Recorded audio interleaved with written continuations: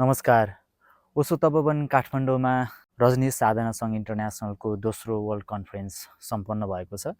यो कन्फरेन्समा विभिन्न देशबाट साधकहरूको उपस्थिति थियो र धेरै पुराना साधकहरूसँग पनि हामीले सत्सङ्ग गर्ने मौका पाएका थियौँ।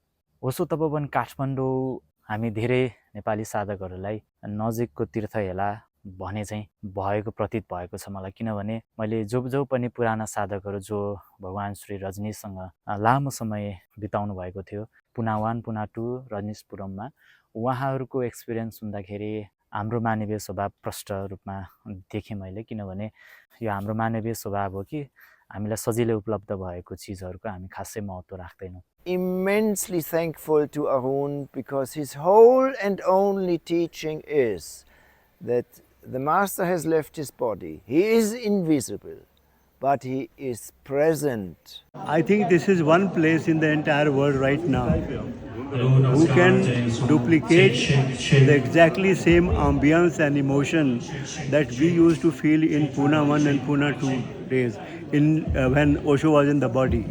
कन्फरेन्समा मैले धेरै पुराना साधकहरूसँग समय बिताउने मौका पाएको थिएँ। मैले उहाँहरूलाई सोधेको थिएँ कि रजनीशपुरम, पुना 1 पुना 2 अथवा भगवान्सँगको फिजिकल प्रेजेन्समा तपाईँहरूको अनुभव कस्तो भयो भनेर सोद्धाखेरि उहाँहरूले जुन कुरा बताउनु भयो त्यो कुराहरूले हामीहरूले चाहिँ ओशो तपोवनलाई नजिकबाट खासै चिन्न सकिरहेको छैनौँ अथवा फाइदा लिइरहेको छैनौँ भन्ने जस्तो महसुस भइरहेको थियो। आज म तपाईहरुमा चाहिँ एकजना इन्डियाबाट आउनुभएको मा आरती जो मुम्बईमा भगवान् श्री रजनीशको काम गरिरहनु भएको छ, शिविरहरू लिइराख्नुहुन्छ।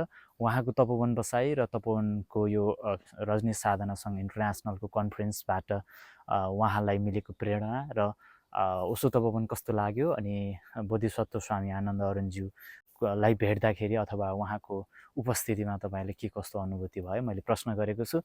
मेरो हिन्दी भाषामा एकदमै सीमित ज्ञान भएको र एकदमै सीमित दक्षता भएको हुनाले मैले उहाँसँग हिन्दीमा राम्रोसँग कन्भर्सेसन त गर्न सकेको छैन, तर त्यो कमजोरीलाई तपाईहरुले स्वीकार दिनुहुन्छ भन्ने आशा राखेको छु।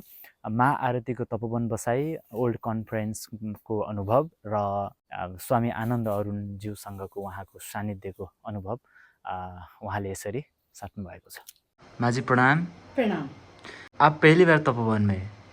जी पहली बार मैं RSSI सेकेंड वर्ल्ड कांग्रेस में आई हूँ।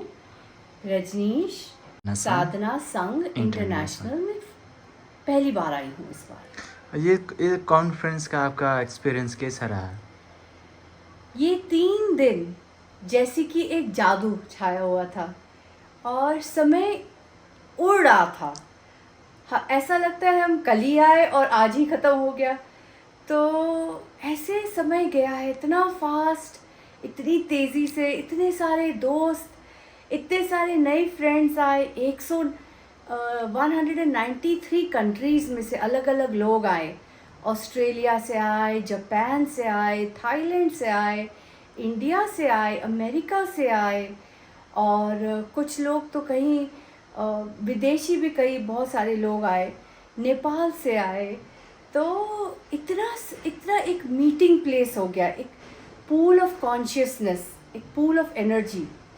और इतनी सारे लोग जब एक साथ इकट्ठे हो जाए तो वहाँ ओशो की एनर्जी, आनंद अरुण जी की एनर्जी, एक अद्भुत एक्सपीरियंस था, एक लाइट था, एक जादू था।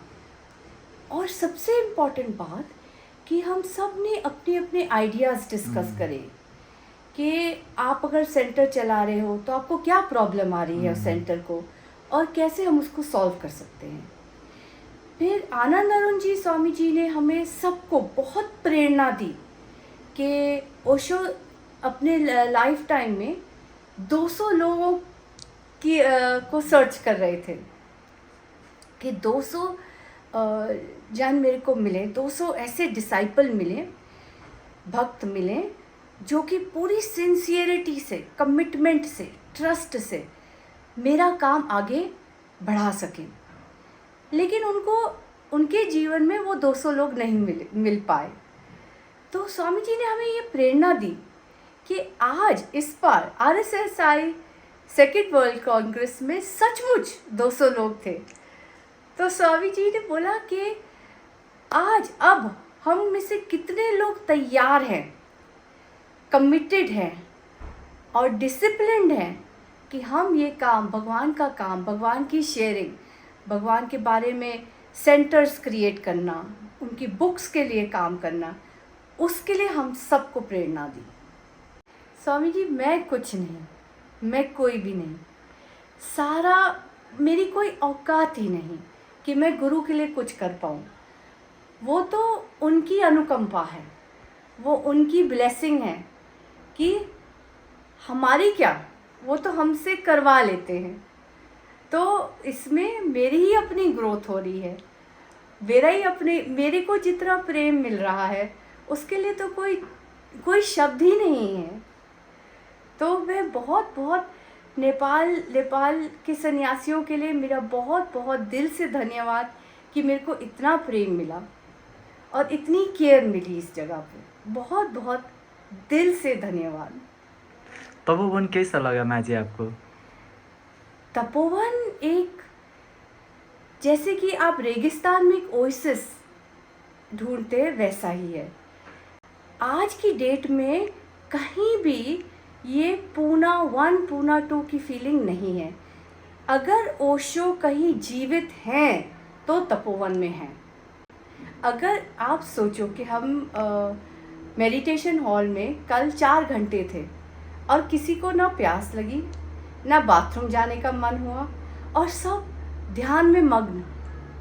तो ये ध्यान में जो हम मग्न हो जाते हैं, ये ध्यान में जो हम लीन हो जाते हैं, ये केवल एक ही कारण हो सकता है कि गुरु की मौजूदगी। नहीं तो हम फिल्म देखने जाएं तो इंटरवल में लगता है अगर चाय नहीं पी, बाथरूम नहीं गया तो फिर सर में दर्द हो जाता है। कहीं हम अपने भी साथ अकेले बैठे तो 1 घंटा लगता अभी उठो।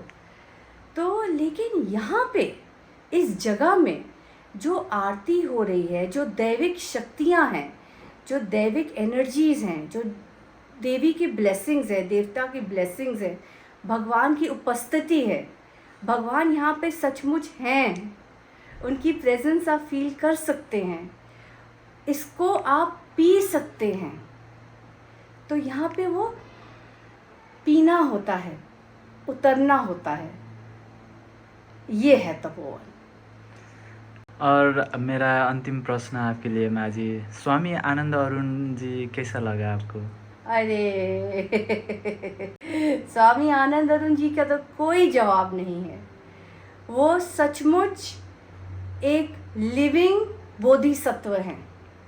ओशो का जो पैगाम, ओशो के लिए जिन्होंने पूरी ज़िंदगी डेडिकेट कर दी हो, और जो यहाँ पे पहाड़ में कुछ नहीं था, कुछ में नहीं में से इन्होंने इतनी बड़ी जगह, इतना बड़ा कम्यून क्रिएट कर दिया हो फ्रॉम नथिंग। ये तो जीवन में ऑलमोस्ट किसी साधारण व्यक्ति करने के लिए असंभव हो, लेकिन उन्होंने असंभव को संभव करके दिखा दिया है। वो केवल क्योंकि उन्होंने ओशो के प्रति सच्चा समर्पण है, सच्चा प्रेम है। और अगर हम अपने जीवन में उनके जैसे इतना भी सच्चा समर्पण और प्रेम सीख लें और कर पाएं, तो सोचो हमारी ज़िंदगी में हम तर गए। थैंक यू सो मच माँ जी, ये टाइम के लिए बहुत बहुत अनुग्रहित हूँ। और फिर मैं दिल से कहना चाह रहा हूँ कि हम लोग बहुत बात कर रहे हैं आपको मुंबई के लेकर, और हम बहुत बहुत आशावादी होकर आए हैं इस बार कि मुंबई में बहुत कुछ होने वाला है, और हमारा नज़र सब आपका ऊपर है। और हम कुछ नेपाली सन्यासियों को कुछ सहयोग आपके तरफ से चाहिए, हमारे तरफ से चाहिए, तो हम लोग आपके साथ हैं माँ जी।